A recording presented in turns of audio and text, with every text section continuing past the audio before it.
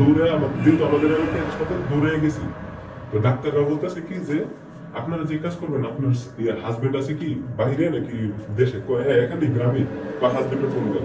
বুঝলাম না, লজ্জাস্থান সিলাই করে দেবে মানে কি? সহবাস করে? হ্যাঁ হ্যাঁ হ্যাঁ সহবাসের রাস্তা বন্ধ করে দিবে? হ্যাঁ হ্যাঁ সব বন্ধ করে দিবে। হয়েছে কি অবশ্য কোথায় কোথাও করুক না, আপনার বাচ্চা হলে কিন্তু আপনার একটা জিনিস কি রাস্তাটা কিন্তু হালকা লুজ হয়ে যায়। হ্যাঁ আমার মায়ের মেয়ে হচ্ছে একদম ছোট, 1 কেজি 1300 300 গ্রাম, হ্যাঁ। অনেক ছোট। এবং মাথার হাড্ডি সব একদম দেখা যায়। কার? পুরোপুরি আমার মেয়ে হ্যাঁ হয়েছে যে অনেক ছোট। তো আমার ওয়াইফেরও তেমন কষ্ট খুব কম হয়েছে, যেহেতু আমি দেখছি, হওয়ার সময় আমি দেখছি। তো এখন ওই ওই জায়গায় তো আর সমস্যা নেই, ঠিক আছে। এখন আমি যখনই আমার বাবার বাড়িতে আসছি যে আমার খুশখুশু খবরটা আমি দিই, ঠিক আছে। পিছে পিছে যেহেতু হাসপাতালে, আমি হাসপাতালে গেছি, ডাক্তাররা বলতেছে জামার পারমিশন লাগবে। আচ্ছা, জামার পারমিশন নিলে আপনাদের সিলি করে দিবেন? আমার শাশুড়ি বলতেছে কি জামার পারমিশন ও বাচ্চা হওয়ার পরে সিলাই করে দিতে সিলি করে দিতে। হ্যাঁ, আচ্ছা। তা আমি দৌড়ে আসছি, আমার মা নিয়ে আসছি, আমার বোন নিয়ে আসছি। তো কি সমস্যা বলে যে জায়গাটা একটু গ্যাপ গ্যাপ লাগতেছে, আমরা সিলাই করে দিতে আসছি। গ্যাপ গ্যাপ আসছে মানে আপনার 7টা সন্তান জন্ম দিচ্ছেন আপনি, আমার শাশুড়ির 7 সন্তান। হ্যাঁ। আমি দিছি 5টা, আমার মা বলছে আমি দিছি 5টা, ঠিক আছে। আমাদের কি এক্সপিরিয়েন্স নাই? আচ্ছা ঠিক আছে, চলুন দেখি কি সমস্যা। তো বলতেছে, এরপরে আমার মা গেল, দেখলো পরিস্থিতি, বলে যে আল্লাহ এত রকম করছে, এরকম রহমতের ডেলিভারি আজ পর্যন্ত আমি দেখিনি। আমার মা বলতেছে দেখে যে আপনি এই মেয়েটার কেমনে ক্ষতিটা করতে পারবেন মা হইয়া, তাও আবার জামাই যেন বাচ্চা গ্রহণ করতে না পারে। সিলাই করে না এখনো? করার জন্য হাসপাতালে গেছে, হাসপাতালে ডাক্তার বলতেছে স্বামীর পারমিশন লাগবে। হ্যাঁ কারণ এখানে তো সমস্যা নেই, স্বামীর পারমিশন লাগবে, যেহেতু ওটা তো আমার কাজ, এটা তো আমার দায়িত্বে। হ্যাঁ এই কারণে ডাক্তাররা বলতেছে যে স্বামীর পারমিশন লাগবে। হ্যাঁ। আমি যাওয়ার পর আমি তো কিভাবে দিই এই পারমিশন? লজ্জাস্থান সিলে করে বন্ধ করে দিই। তা আমি জোর করে আবার নিয়ে আসছি। বলছিলাম যে আমাদের বাড়িতে রাখো না, আমাদের এখানে রাখলো।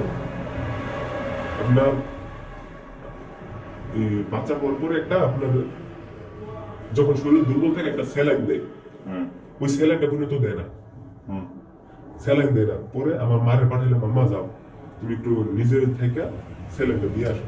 আমার মা নিজে গিয়া স্যালাইন দিয়া তারপরে আমাদের বাড়িতে আসছে, ঠিক আছে। যে তখন থেকে আমার শাশুড়ির উপরে রাগ। তো এরপরে আপনার অনেক ঝগড়াঝাটি চলছে এই যে এই বিষয়টা নিয়ে। আমার শাশুড়ি শুধু বলে যে আমার মেয়ের জীবনটা নষ্ট করে দিছে, আমার মেয়ের জীবনটা নষ্ট করে দিছে, তোমাদের কাছে টাকা পয়সা চাইছিলাম, আমার মেয়ের জীবনটা নষ্ট করলে। আমরা সিলাই করতে দিই এই বিদায়, তোমার মেয়ের জীবনটা নষ্ট হয়ে গেছে। বলে বউ আমার নষ্ট হইলে আমি নষ্ট আমি করি? নষ্ট করবো, আমি চিকিৎসা করাবো। এমনকি আমি শ্বশুর বাড়ি থাকা অবস্থায় যত চিকিৎসার খরচ আছে সম্পূর্ণ চিকিৎসার খরচ আমি দিয়েছি। আমার শ্বশুর বাড়িতে কোনো কিছু বাদ ফেলেনি যে আপনারা চিকিৎসা করেন। তো এখন এই 5 মাসের মাথায় আবার গেছে, মানে জোর করে নিয়ে গেছে আর কি আমাদের বাড়ি থেকে। আমার ওয়াইফের সিস্টেমটা ওইরকম যে আমার প্রতি একটু মানে আমার যে কথা শুনবো, যে আমার জামার কথা আমি শুনি, হ্যাঁ ওইরকম না। না না, শুধুমাত্র মার কথা শুনে, বাইরের কথা শুনে। যেমন 5 মাসে আমার মেয়ের যখন বয়স 5 মাস, তখন বলতেছে যে কি আমি 2 দিন পরে চলে আসবো। বাবার বাড়িতে যাওয়ার পরে 2 দিন পরে চলে আসে। আমি তো এমনি ডাউটই আছি যে আমার মেয়ের কোনো ক্ষতি করে ফেলে, আমার তো ভয় ভিতরে।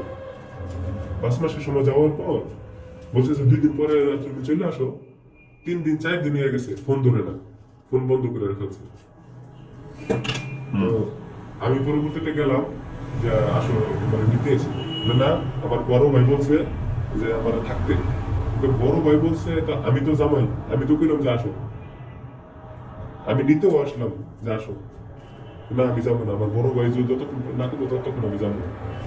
তো জামাই গর্ব করে তো আমার শাশুড়ির কাছে বলার পরে শাশুড়ি বলে কি যে বড় ভাই যেহেতু কইছি শেষ, কারণ আপনি থাকলে বের হয়ে যান।